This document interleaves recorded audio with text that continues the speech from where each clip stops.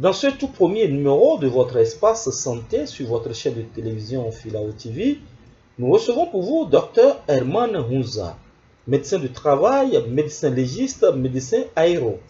Dans ce numéro, il nous ouvre l'univers de la médecine, santé, sécurité, travail. Retrouvez-le chaque mois pour comprendre et cerner certaines pathologies.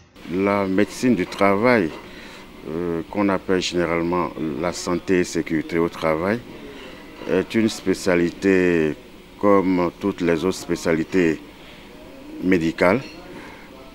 C'est une spécialité comme la pédiatrie, c'est une spécialité comme la gynéco.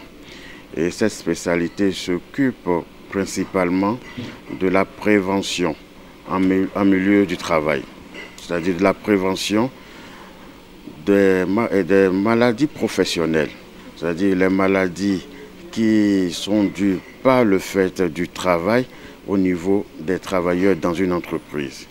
Et puis, la médecine du travail, la santé et la sécurité au travail aussi s'occupe de la prévention contre la survenue des accidents de travail.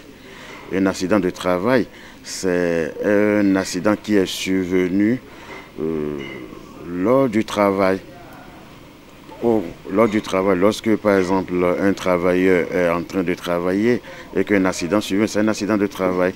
Il y a des définitions plus larges qui nous amènent même à dire que l'accident du travail peut être considéré comme accident de travail, un accident qui est survenu sur le trajet. Parce que dès que l'employé quitte chez lui déjà et a en tête qu'il va au travail, si au cours de ce trajet, un accident survient, c'est un accident de travail. Si sur le lieu de travail aussi, un accident survient, c'est un accident de travail. Et si le travailleur est en mission dans le cadre professionnel et qu'un accident survient, c'est un accident de travail. Donc, en quelque sorte, la santé et sécurité au travail, c'est cette spécialité médicale qui s'occupe de la prévention de ces aspects-là. C'est-à-dire, premier aspect, réduction, disons, prévenir la survenue des accidents de travail, et le deuxième aspect, prévenir aussi la survenue des maladies professionnelles. Voilà. Aujourd'hui, c'est une obligation pour une entreprise d'avoir un médecin de travail, parce que, comme je vous l'ai dit, nous sommes dans la prévention. Dans la prévention. Et dans une entreprise, lorsque les travailleurs, les employés sont en bonne santé, l'entreprise peut fleurir. L'entreprise fera des économies.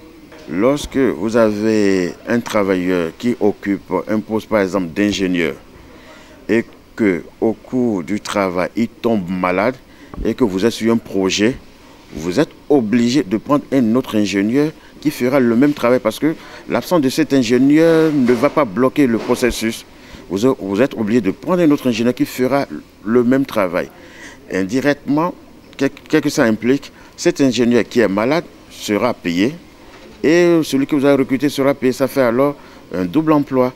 Maintenant, si la personne est régulièrement suivie à travers des visites qu'on fait périodiquement, parce que la médecine du travail, c'est ça, c'est des visites périodiques que nous faisons pour voir la santé des travailleurs.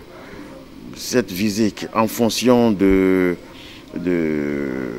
métier, du corps des métiers, peut être de façon trimestrielle, ça peut être de façon semestrielle ou bien de façon annuelle.